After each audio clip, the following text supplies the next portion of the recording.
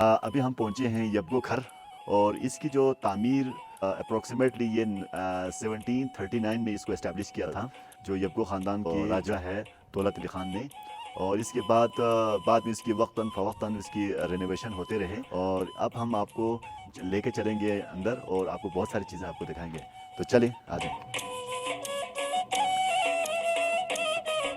जी अब हम पहुंच चुके हैं यहाँ बिल्कुल दरवाजे के पास। नाम क्या है?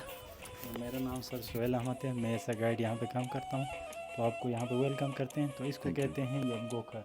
जी जी जी तो ये यबगो यहाँ के जो डिस्ट्रिक्ट गांचे में जो राजा ख़ानदान का नाम जी जी है, जी। और ये यहाँ पे हुकूमत करते थे। और खर बद्दी में जो उनको महल को कहते हैं, यहाँ पे ये राजा साहब का रिहाइश का महल हुआ करता था। यहाँ पे ये जो पहला एंट्रेंस यहाँ पे अगर आप देखें तो और यहाँ पे आप देख सकते हैं जी।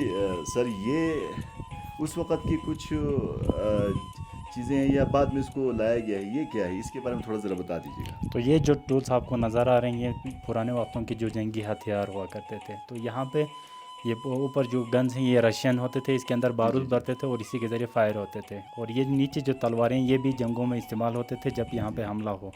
तो अब ये तलवारें अभी हमारे जो कल्चर के हिस्सा बन चुके हैं, तो मर्द स्पेशली हाथों में तलवार लेके डांस के लिए इस्तेमाल करते हैं। तो ये जो मेन डोर आप जहाँ से इंटर जी हुए जी हैं, जी। ये जो राजा साहब के 7 वज़ीर होते थे। तो 7 वज़ीरों के अंडर में 100 मज़दूर होते थे। ठीक। तो उनके इंट्रेंस के लिए ये डोर है। राजा साहब और उनकी फैमिली के जो इंट्रेंस डोर है दूसरी साइड से होके आते हैं। तो यहाँ पे 4 स्टोरीज हैं मेन पैलेस की। तो अभी हम सेकंड पे खड़े हैं।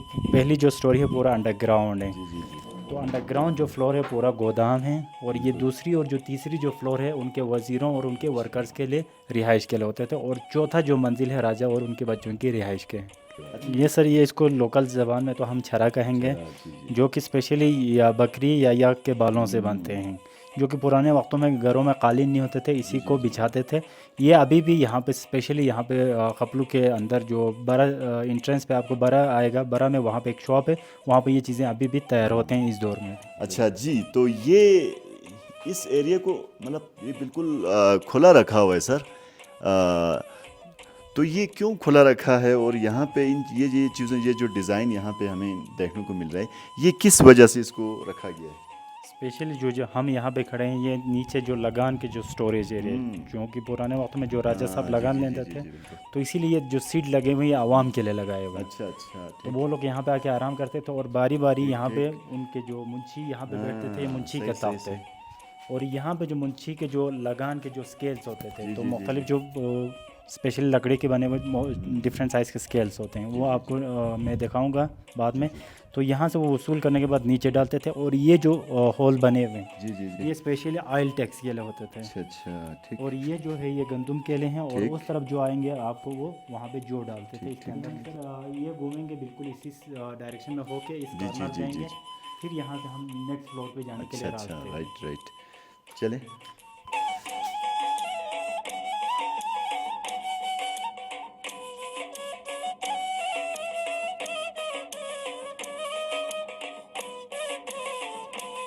ये क्या है सर?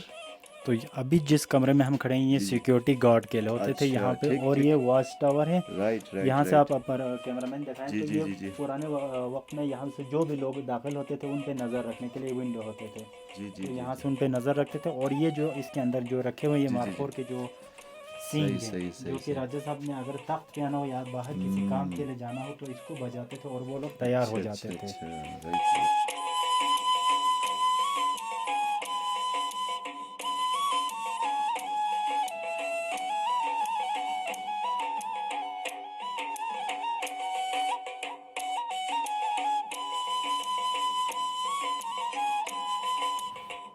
इसके बारे में आप थोड़ा बता दीजिएगा।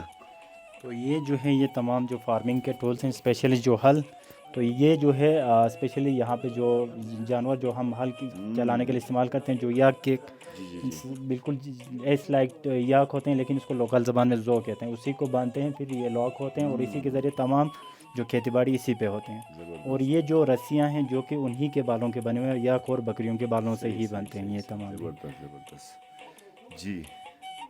और यहाँ पे आए तो हमें और भी बहुत सारी ऐसी चीज़ें हमें देखने को मिल रही हैं। जी सर, इसके बारे में आपके क्या तो ये जो मैंने आपको बाहर दिखाया था सहन में जो तख्त था मुंशी का, तो ये मुंशी के जो लगान के लिए पैमाइश के लिए स्केल्स हैं। अच्छा अच्छा तो ये एक तमाम लकड़ी के बने हुए, और स्पेशली ये जो जिसके ऊपर थोड़ा सा आगे सिरा है, ये आयल टैक्स के लिए इस्तेमाल होते थे। सही सही सही। तो इनको बल्ती में क्या कहते हैं सर, ये ज़रा इसको लोकल ज़बान में इनको ब्रे कहते हैं। स्पेशली जो ब्रे वेड के ब्रे मुख्तलिफ जो ठीक हो ब्रेचिक गया। ब्रेंग इस तरह से जी वो जी लोग जी वसूल करते थे। और ठीक। ये स्पेशली जो भूसे से जो गंदम को अलग जी करने जी के लिए जी हवा में, जी ताकि जी जो भूसा होता था जो हल्का होता था वो हवा की वजह से आगे गिरता था, और जो गंदम होता था उसी जगह पे गिरता था, वो इसको अलग करने के लिए इस्तेमाल करते और थे। इसको बल्ती में फ्यालो कहते हैं, फ्यालो। जी जी, इसको यही फ्यालो जी जी बल्कि जी जी। थैंक यू, बहुत बहुत ज़बरदस्त आप। और इसके बारे में भी आप ज़रा बता दीजिए, यहाँ पे भी कुछ। तो ये जो तमाम जो है ये भी इसी हल के साथ स्पेशली फील्ड के अंदर इस्तेमाल जी जी होते हैं। जी। स्पेशली ये जो है इसको हम कहते हैं ब्राशिंग, जो कि ब्राशिंग।